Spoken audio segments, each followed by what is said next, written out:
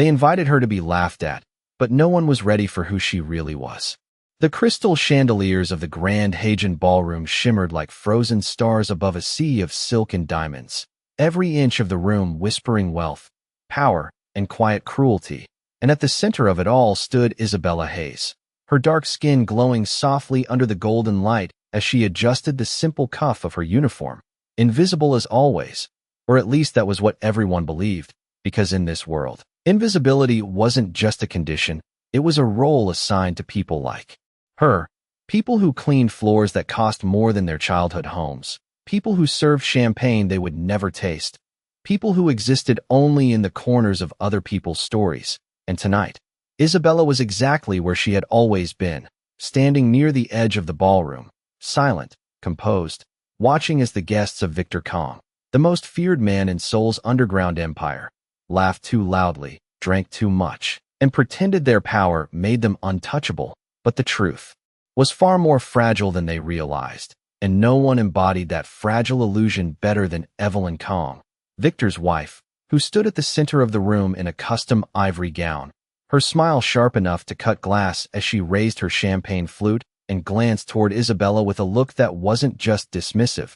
It was deliberate, calculated, and cruel, because 2 nights ago, in a moment that had seemed like nothing more than casual amusement, Evelyn had issued an invitation that rippled through the staff quarters like a quiet storm. "You should come to the gala," she had said, her voice light, almost playful, as if offering kindness. But her eyes had betrayed her, cold and assessing. It would be entertaining, and the room had gone still, every maid, every server, every driver understanding exactly what that meant. Because in their world, invitations like that weren't gifts, they were traps, designed to remind you exactly where you stood, and Isabella had nodded. Politely, her voice calm. "Yes, ma'am," even as something deeper stirred behind her steady gaze, something that didn't belong to the role she played, something that had nothing to do with submission or fear. And now, as the night unfolded and the music swelled into a soft orchestral hum, the guests began to notice her, not all at once, but in whispers, glances, the subtle shift of attention that moves through a room like a current. "Isn't that one of the staff?" someone murmured, a woman in diamonds leaning toward her companion. "She actually came?" Another voice followed, amused, disbelieving, and then came the laughter. Soft at first, then sharper, more confident, because cruelty always grows louder when it finds an audience, and Isabella felt it. Every look, every smirk, every unspoken judgment pressing against her like a weight. But she didn't move, didn't shrink, didn't look away, because somewhere beyond the noise, beyond the glittering illusion of power, there was a silence forming, the kind of silence that comes just before something breaks. And across the room, Victor Kong stood still, his dark suit perfectly tailored, his presence commanding without effort, his eyes scanning the crowd not with interest, but with precision. And then, without warning, they stopped, locking onto Isabella with a focus that cut through everything else, because unlike the others, Victor didn't see a maid standing out of place. He saw something that didn't belong to the narrative his world had built, something controlled, deliberate, waiting. And for a brief moment, just a fraction of a second, the noise of the ballroom seemed to dim, the laughter fading into the background as if the room itself was holding its breath, and Isabella, still standing at the edge of it all, lifted her gaze, not in defiance, not in submission, but in quiet certainty. And in that instant, something shifted, something no one else could name yet, but everyone was about to feel, because they thought they had invited her to be the joke, and they were wrong. The laughter did not stop, it only shifted, growing quieter, sharper, as if the room itself had leaned in to watch how far this humiliation could go. And Isabella could feel every second stretch as the orchestra played on, violins gliding through a melody that felt almost mocking. In its elegance, because nothing about this moment was accidental, not the way the guests circled subtly closer, not the way Evelyn Kong tilted her head with a smile that pretended to be amused, but carried something colder underneath, something that had been waiting for this exact scene to unfold, and Isabella understood it completely. She had understood it the moment that invitation was spoken, because this was not about a party, it was about position, about reminding everyone in the room that Power was not just held, it was displayed. And tonight, Isabella was meant to be part of that display. A carefully placed contrast against silk and diamonds. A reminder of what people like her were supposed to be. And yet she did not move. Her posture steady, her breathing calm, her hands resting lightly at her sides as if she belonged to the stillness more than the noise. And that alone unsettled something in the air. Because people expected discomfort, expected embarrassment, expected her to shrink under their attention. But instead she stood as if the attention did not define her. And that made them look longer, question more, whisper differently. Why is she still standing there? One man muttered under his breath, adjusting his cufflinks. Does she not realize? Another replied. But the answer did not come, because realization was not the issue. Isabella had realized everything long before she stepped into this room. And across the ballroom, Evelyn's smile flickered, just for a moment, a crack so small that most would miss it. But it was there, because something about this was not unfolding the way she had imagined. And she did not like that. She stepped forward slightly, the soft rustle of her gown drawing attention as she raised her voice just enough to carry. Isabella, she called, her tone smooth, inviting, but edged with something that made the name sound like a performance.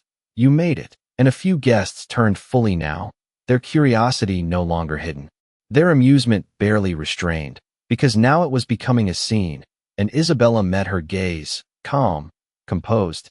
Yes, ma'am, she replied, her voice even, respectful, but not small, and that subtle difference, that absence of hesitation, landed heavier than any defiance could have, because it did not challenge, it simply existed, and that was harder to dismiss. And Evelyn's smile sharpened again, recovering, adapting. Well, she said lightly, gesturing to the room as if presenting a gift. Since you are here, you should not stand in the corner. Come closer, let everyone see you properly. And there it was. The invitation within the invitation, the moment designed to complete the spectacle, to place Isabella at the center where every gaze would weigh her, measure her, reduce her. And for a brief second, the room seemed to hold its breath again, waiting to see if she would step forward or retreat, if she would play the role that had been written for her. And Isabella felt it, the expectation, the pressure, the quiet cruelty wrapped in elegance. But instead of hesitation, she moved, one step, then another, her shoes soft against the polished floor, her presence shifting from the edges of the room toward its center, and with each step, the whispers grew louder, not louder in sound, but louder in meaning, because something was changing, something subtle but undeniable, and Victor Kong watched it all without interruption, his expression unreadable, his gaze fixed not on his wife, not on the guests, but on Isabella, because what he was seeing was not defiance, not arrogance, but control, the kind of control that did not come from wealth or power, but from something deeper, something that could not be taught in rooms like this. And as Isabella came to a stop beneath the chandelier's glow, the light catching the simple fabric of her uniform in a way that should have made her look out of place, she lifted her chin slightly, her eyes steady, her presence quiet but unyielding. And for the first time that night, the laughter did not return, it hesitated, faltered, as if the room itself was beginning to realize that the story they thought they were watching was not the story that was about to unfold. For a moment, no one spoke. And in that fragile pause, the illusion of control began to slip, not dramatically, not loudly, but in the smallest ways that only those paying close attention could feel, the tightening of a smile, the hesitation before a sip of champagne, the subtle shift of weight as guests recalculated what they were seeing. Because Isabella Hayes did not look like someone who had been invited to be laughed at. She looked like someone who had accepted an invitation on her own terms, and that difference unsettled them more than any confrontation ever could, and Evelyn Kong felt it first, the discomfort rising beneath her polished composure as she let out a soft, controlled laugh that did not quite reach her eyes. You seem very comfortable, she said, her voice smooth, carrying just enough to remind the room who still held authority here, and a few guests joined in, relieved to follow her lead, to return to something familiar, something safe. But Isabella did not flinch, she did not rush to respond, and that silence stretched just long enough to make Evelyn's words feel thinner than intended. And when Isabella finally spoke, Her voice was calm, measured. "You invited me, ma'am," she said simply, and the simplicity of it landed with unexpected weight, because there was no apology in it, no attempt to soften the truth, only a quiet acknowledgement that stripped the moment down to what it really was. And a murmur rippled through the crowd, not laughter this time, but something closer to curiosity, because now they were no longer just watching a joke unfold. They were watching something they could not quite define. And across the room, Victor Kang's gaze sharpened slightly, not with anger, not with approval, but with interest, the kind of interest reserved for things that did not behave the way they were supposed to. And he took a slow step forward, barely noticeable, but enough to shift the invisible balance of the room, because when he moved, people noticed, even when they pretended not to, and Evelyn noticed too, her smile tightening as she adjusted the delicate bracelet on her wrist, a small gesture, but one that betrayed the first hint of irritation beneath her composed exterior. "Of course I did," she replied lightly, though her tone carried a new edge. "I just did not expect you to take it so seriously." And there it was again, the attempt to pull the moment back into something controlled, something dismissive, to remind everyone that this was still her stage. But Isabella's expression did not change. Her posture remained steady, her presence unwavering. And when she spoke again, her words were just as simple, just as precise. "I take every invitation seriously," she said.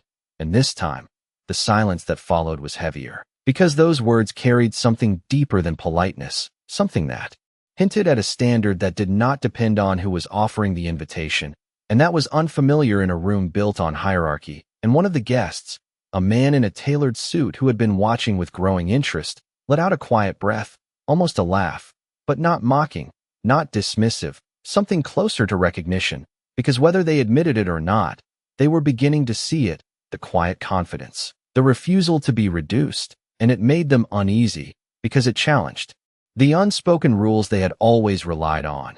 And Victor stopped just short of the center, his presence now impossible to ignore, his voice cutting through the tension with a calm authority that did not need to be raised. "Enough," he said, not harsh, not loud, but absolute. And the room responded instantly, the whispers fading, the attention shifting fully toward him, because when Victor Kang spoke, the performance ended. And for a brief second, his eyes moved from his wife to Isabella, studying her not as staff, not as a spectacle, but as something else entirely, something he had not yet named. And in that moment, the power in the room shifted again, quieter this time, but far more significant, because the man who controlled everything in that space was no longer looking at Isabella as if she were invisible, and neither was anyone else.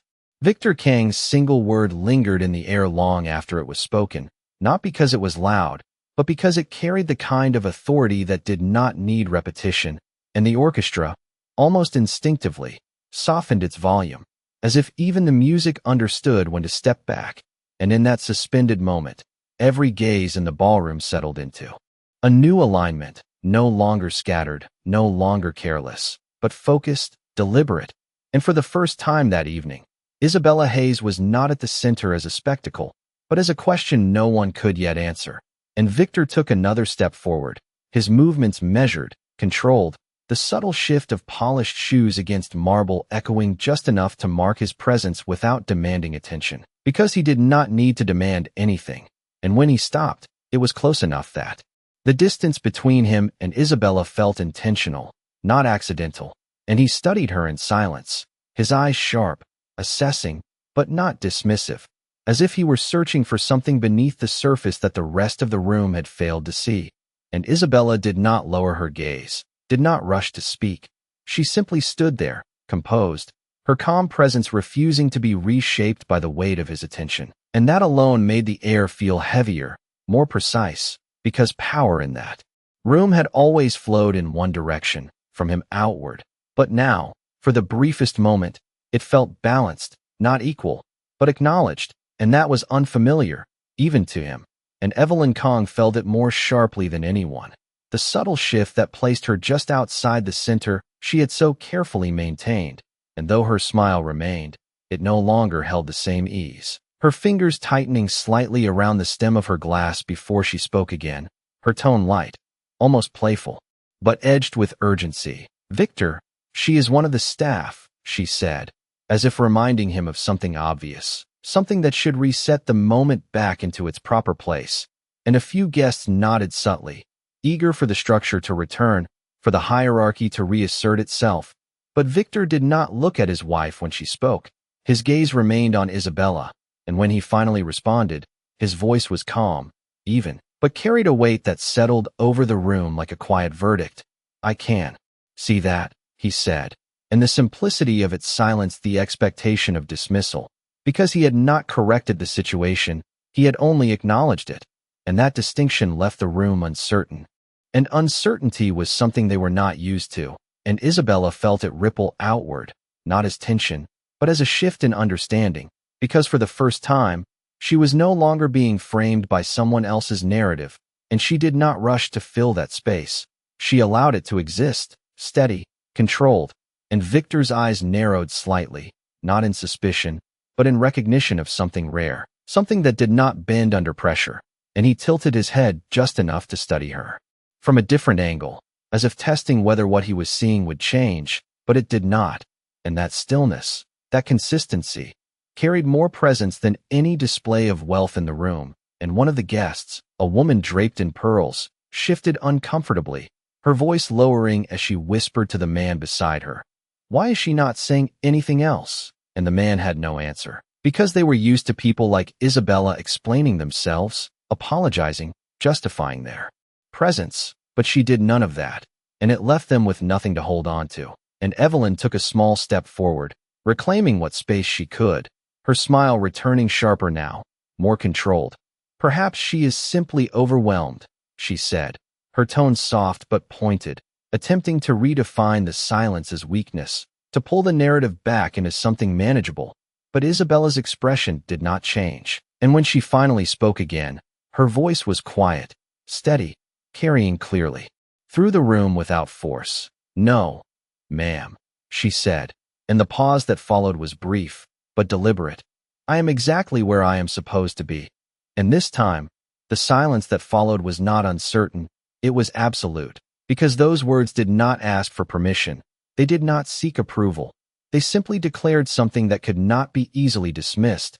And across from her, Victor Kong did not look away, because in that moment, he understood something the rest of the room was only beginning to feel, that this was no longer a situation he was observing. It was a moment that would change how every person in that ballroom remembered this night. The silence did not break, it deepened, settling over the ballroom like a weight no one had prepared for. And for the first time that evening, the power in the room was no longer loud, no longer displayed through laughter or elegance. It was quiet, precise, and impossible to ignore, and Isabella Hayes stood at the center of it, not by force, not by invitation, but by something far more unsettling to those watching. She belonged there in a way they could not explain. And Victor Kong saw it clearly now, not as a challenge, but as a truth that had revealed itself without permission, and slowly, almost imperceptibly, the corner of his expression shifted, not into a smile, not into approval, but into recognition, the kind reserved for moments that rewrite expectations. And when he finally spoke, his voice carried through the room with calm authority. "Then you should not be standing here in uniform," he said, and the words landed like a quiet spark, small, controlled, but capable of igniting something far greater. And a ripple moved through the guests, confusion first, then curiosity, because his statement did not follow the script they had been expecting. It did not dismiss, it did not correct, it questioned, and Evelyn Kong felt it immediately, the ground beneath her carefully constructed moment shifting in a direction she had not planned, her smile tightening as she turned slightly toward him.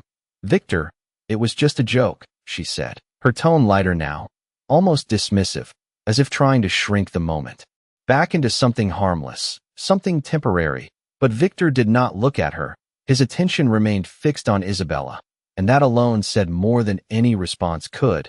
And Isabella, standing beneath the chandelier's glow, felt the shift settle into something solid, something irreversible, and yet she did not rush to respond.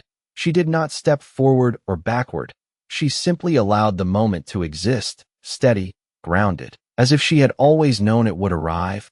and that quiet certainty only made the room more uneasy, because nothing about this followed the rules they understood, and one of the guests, unable to hold back, let out a soft laugh that quickly faded when no one joined, because now, laughter felt misplaced, out of sync with the weight of what was unfolding, and Victor took one final step closer, closing the distance just enough that his presence and hers occupied the same space, not overlapping, not dominating, but aligned in a way that no one in the room had ever witnessed before. And when he spoke again, his voice was lower, quieter, but carried an unmistakable clarity.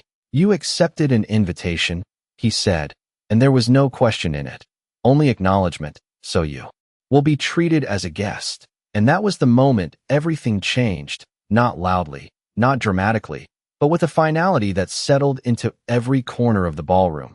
Because those words did not just redefine Isabella's position, they redefined the rules of the room itself, and the guests felt it instantly, the shift from spectacle to respect, from amusement to awareness. And Evelyn's hand tightened around her glass before she forced a small, controlled smile, though the ease was gone now, replaced by something sharper, something watching, calculating, because she understood what had just happened even if she did not accept it. And Isabella met Victor's gaze, her expression calm, her voice steady when she finally spoke. "I did not come to be seen," she said softly, and the room leaned in without realizing it. "I came because I was invited." And the simplicity of her words carried a quiet dignity that no amount of wealth in the room could replicate.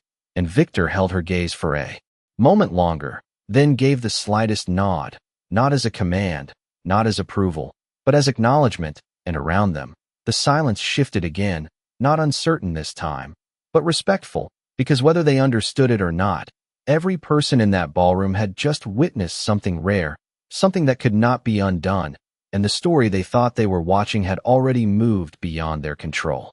The words settled into the room like a quiet decree, and for a moment no one moved, as if even the air had to adjust to the new order that had just been spoken into existence.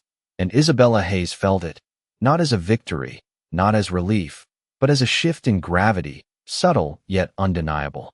Because respect, once introduced into a space built on hierarchy, does not arrive loudly. It rewrites everything in silence, and slowly, almost reluctantly, the guests began to respond, not with applause, not with acknowledgement, but with something far more telling, restraint. The laughter that had once filled the room did not return. The careless glances softened, and the whispers that followed were no longer sharp. They were measured, cautious, because now they were no longer certain of what they were allowed to assume. And Victor Kong turned slightly, his presence still anchoring the room, his voice calm as he addressed the nearest attendant. "Bring something appropriate," he said, not looking away from Isabella, and the instruction carried no explanation, none was needed. And within seconds, movement returned to the edges of the ballroom, staff shifting quietly, efficiently, but with a new awareness. Because even they understood what had just changed, and Evelyn Kong stood still, for a fraction too long before she moved, her smile returning, practiced, controlled, but lacking the ease it once held, her voice light as she addressed the guests around her. "Please, enjoy the evening," she said, lifting her glass slightly as if to reset the atmosphere.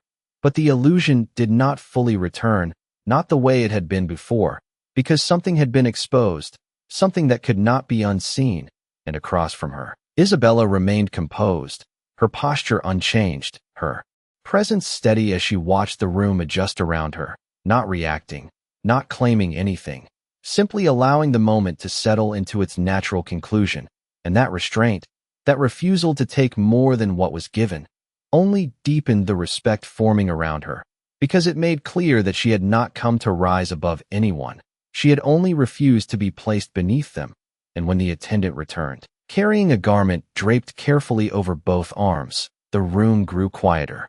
Again, curiosity pulling every gaze toward the center once more, because now they understood that whatever came next would not be part of the original plan, and Victor stepped back just enough to allow space, his eyes still on Isabella, not commanding, not directing, but observing, and Isabella glanced briefly at the garment, then back at him, a silent exchange passing between them that no one else could fully interpret, and with a small, controlled movement, she reached out, her fingers brushing the fabric as she accepted it, her expression unchanged, her voice soft but clear when she spoke. "Thank you." And the simplicity of it carried the same quiet dignity as everything she had said before. And as she turned to step away, guided by a staff member toward the private corridor, the room watched her differently now, not as a spectacle, not as a curiosity, but as someone whose presence had altered the balance they once took for granted. And Victor remained where he was, his gaze following her only until she disappeared beyond the doorway. And when he finally looked back at the room, the silence returned, not uncertain this time, but settled, because every person there understood, whether they admitted it or not, that the night they had expected to control had already moved beyond them. And it was no longer about what she wore or where she stood. It was about what she had revealed, and the realization lingered in the quiet that followed, steady and inescapable. Behind the closed doors of the private corridor, the noise of the ballroom softened into a distant echo, as if the world Isabella Hayes had just walked through no longer held the same weight once she stepped beyond its gaze. And the staff member guiding her moved with quiet efficiency, respectful now in a way that had not been there before, not forced, not exaggerated, but real, and Isabella noticed it without reacting, her attention shifting instead to the garment resting in her hands. The fabric heavy, smooth, unmistakably refined, and for a brief moment, the stillness allowed something deeper to surface, not doubt, not hesitation, but memory, the quiet understanding of how many rooms she had stood in before where she had been expected to disappear, how many times she had chosen silence not because she lacked voice, but because the moment had not yet asked for it. And now, as she stepped into the dressing room, the soft lighting revealing polished mirrors and clean lines, she placed the garment carefully on the chair, her fingers lingering on the fabric just long enough to feel its weight, not as luxury, but as intention, because nothing about this night had been accidental, not the invitation, not the humiliation, and certainly not what had followed. And in the ballroom beyond, the atmosphere struggled to return to its former rhythm, conversations restarting in fragments, laughter attempting to rise, but never quite reaching the same careless tone, because the room had changed, and they all felt it, even if they could not name it. And Victor Kong remained where he was, his posture relaxed but his presence sharper now, his mind not on the music or the guests, but on the quiet certainty he had seen in Isabella's eyes, something that did not align with the role she had been given, something that suggested a story he had not yet heard.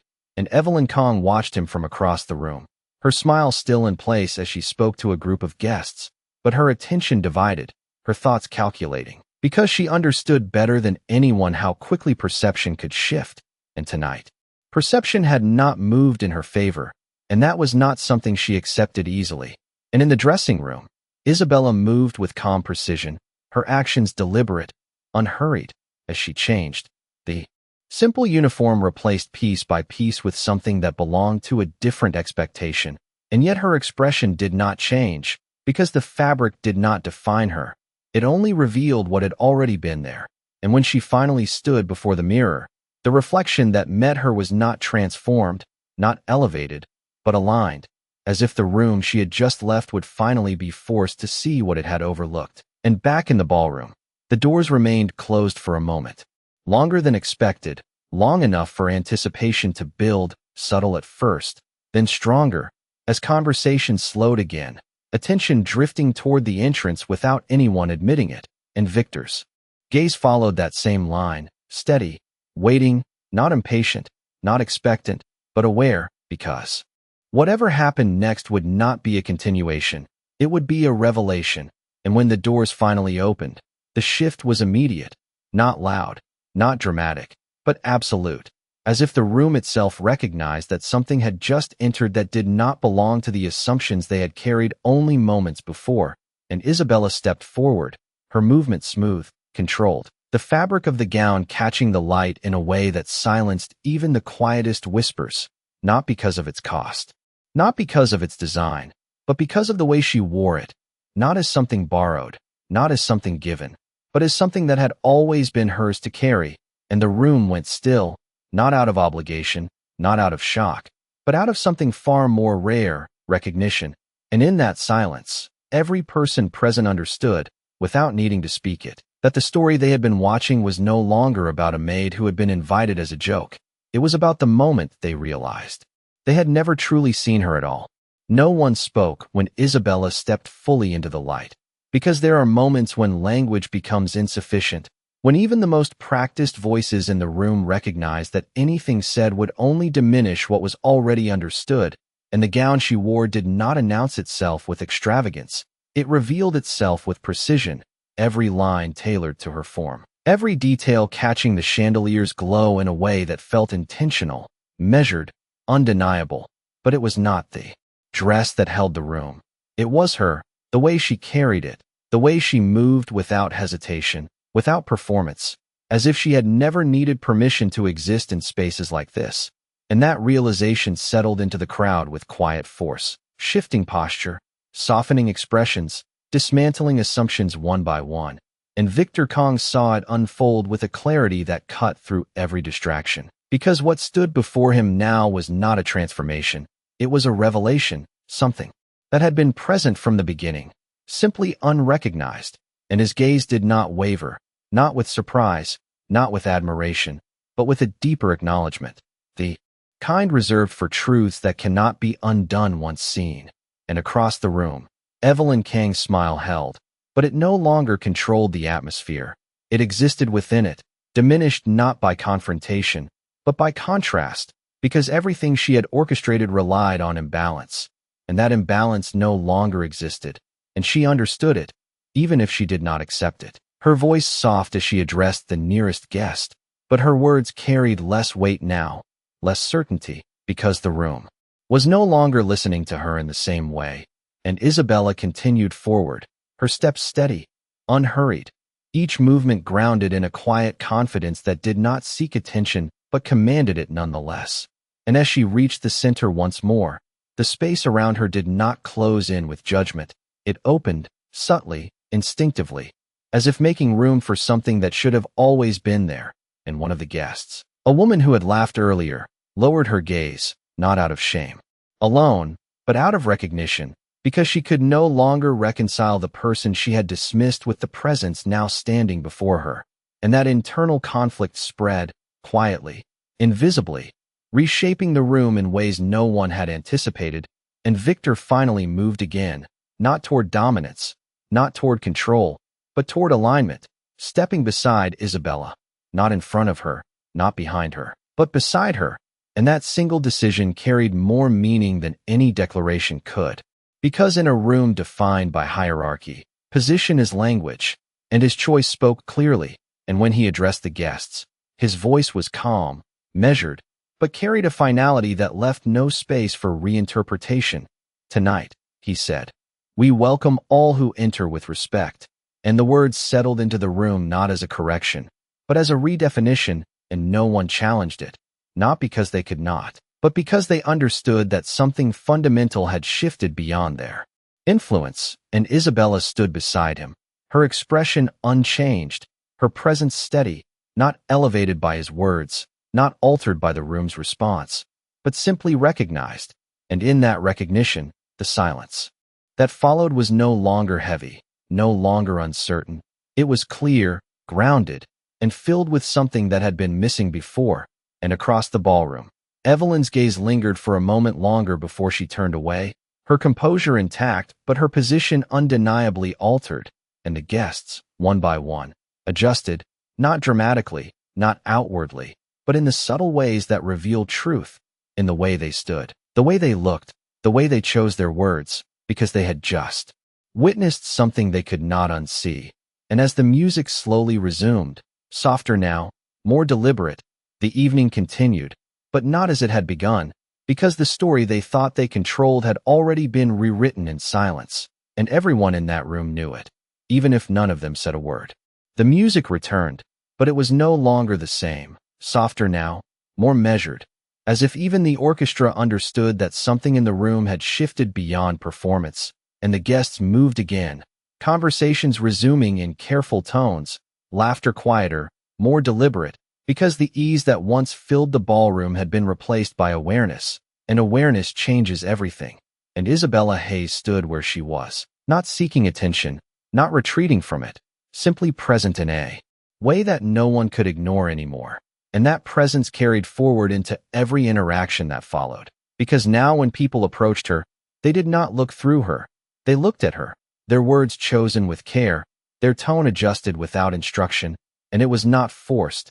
It was instinctive, the natural response to something they could no longer deny. And Victor Kong remained beside her for a moment longer before stepping away, not as a withdrawal, but as a quiet acknowledgement that what needed to be said had already been spoken.